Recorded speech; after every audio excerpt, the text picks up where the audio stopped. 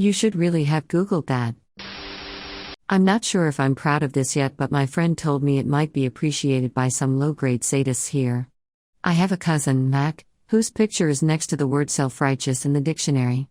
He's not alone in my extended family. If there's a gene for self-righteousness and pestering other people about their lives, most of my relatives have it once. A few blessed relatives don't have it at all. Mac, though, definitely has both of those self-righteous gene alleles. He's even a pastor. Apologies to any pastors, but you probably know the kind of guy I mean. Backstory which may interest some of you, but likely not too many, so skip a bit if you like. Mac grinds my gears, and though it is not directly relevant to what he did to inspire my petty revenge, readers may be more satisfied with what happens to him if they know a couple of other things about him. Mac has made it his personal mission to make sure everyone around him is on the straight and narrow path. While admirable, he has managed to implement good intentions in the most bizarrely ineffective ways possible. His young son with his wife, Tiffany, is not allowed to interact with my dad, because my dad is divorced. My dad is also a great person and an interesting guy to be around, but that doesn't matter, because apparently divorce is a nasty communicable disease. Mac also believes that demons are constantly tempting us, and any deviation from said straight and narrow path is due to their influence. Now, this by itself is all right.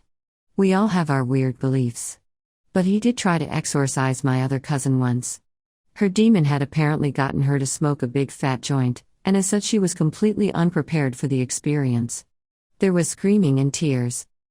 One last thing, Mac and Tiffany, despite their good traits, which will remain unmentioned, are very judgmental and pushy.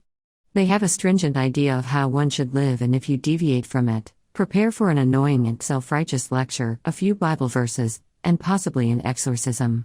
It's better than hell, they would say. Not so, I reply. Here's the good part. I don't see Mac and Tiffany very often, but this summer I happened to visit my grandparents while they were in town. I had forgotten what they can be like until we sat down to catch up. They asked me about grad school, and my boyfriend of 6 years. My answers seemed to confuse them in some way. It quickly became apparent that they were leading the conversation in a particular direction. First they wanted to know why we weren't married, and if we were living together, in sin, presumably. I parried. They asked why I was in grad school, it was going to take so long, and there are enough scientists anyway, why not just marry and settle down now? I evaded. They asked me when I was planning to have children. Sensing danger, I changed the subject immediately. You see, I'm one of these oddballs who isn't interested in having children. To each their own, I say, but not for me. As you might imagine, though, I was not about to tell them that without a fight. They gave me one. Read their comments in a high, whiny voice with a hint of confusion. You have to get started soon. You know your eggs start dying when you're like 25. It's so sad when a young woman doesn't have children, she doesn't know what she's missing.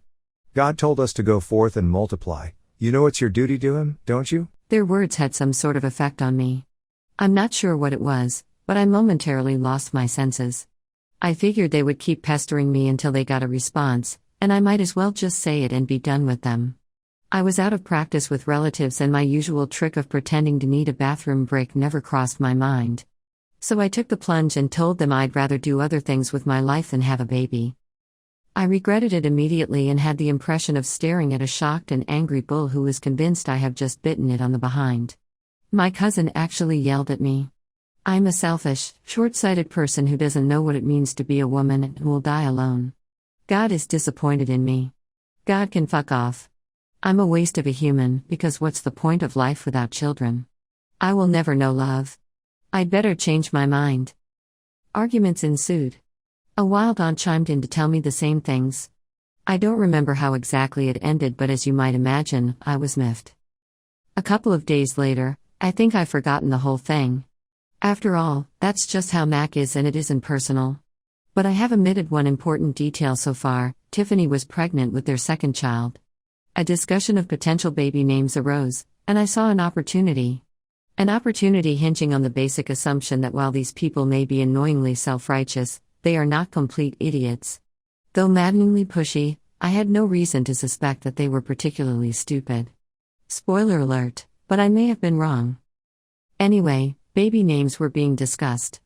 Various relatives made suggestions.